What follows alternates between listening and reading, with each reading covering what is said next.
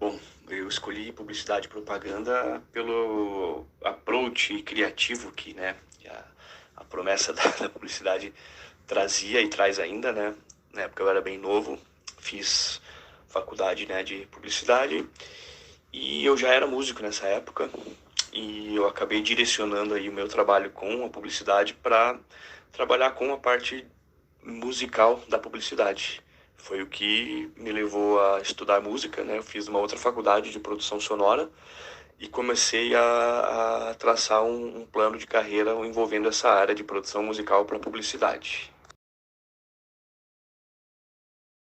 O Flávio Ferrer, que é o criador da Tumpates e hoje meu sócio, é, sempre fomos amigos, nos conhecemos através da música.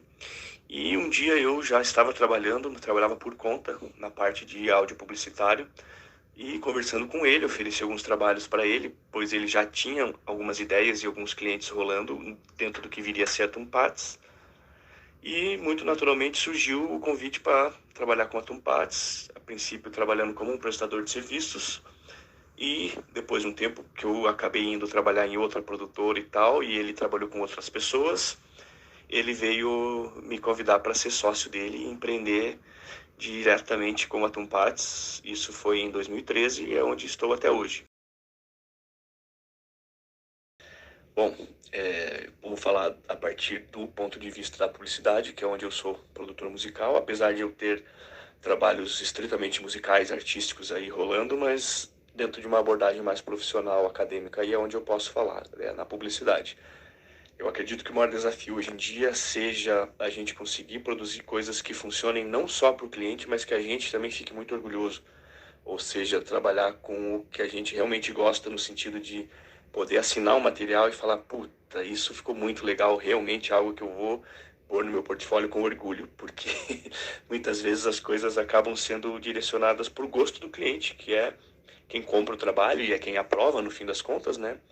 Então, eu acho que esse é um grande desafio, né? Teriam muitos outros aí, mas eu colocaria isso como o maior desafio atualmente. Sobre o trabalho para Insano, imagino que seja para o jingle da Insano que nós fizemos há um tempo atrás, que era um energético feito pela Mate Leão. Foi um jingle muito bacana, onde pudemos trabalhar com músicos incríveis, e foi um trabalho que, infelizmente, por incrível que pareça, o cliente não pôs para rodar.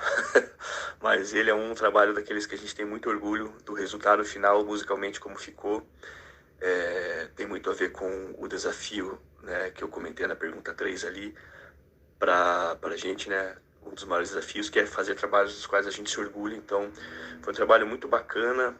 Trabalhamos com, aí, como eu falei, com músicos muito legais, a composição funcionou muito bem, a gente curtiu muito, mas o projeto por parte do cliente que iria levar o jingle adiante acabou não rolando, então o trabalho ficou mais para portfólio mesmo.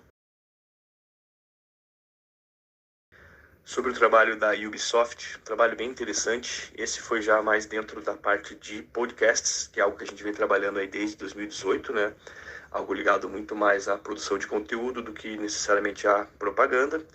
E foi um trabalho bem interessante e inusitado, né? Uma empresa chamada Paradiso Media, da França, entrou em contato com a gente para produzir as versões em português desses podcasts, né? Foram dois, um chamado Behind the Legends e o outro chamado Gangsters of the Sea, ambos ligados aí ao game Assassin's Creed, e foram trabalhos em que a gente pôde trabalhar muito com a direção de voz e a adaptação dos roteiros, né? A sonorização já veio pronta, pois é uma versão, né? Então não envolveu tanto assim a criação da parte de desenho sonoro dos podcasts, algo que a gente gosta muito de fazer. Mas foi muito interessante e muito bacana poder trabalhar com um cliente mundial assim como a Ubisoft.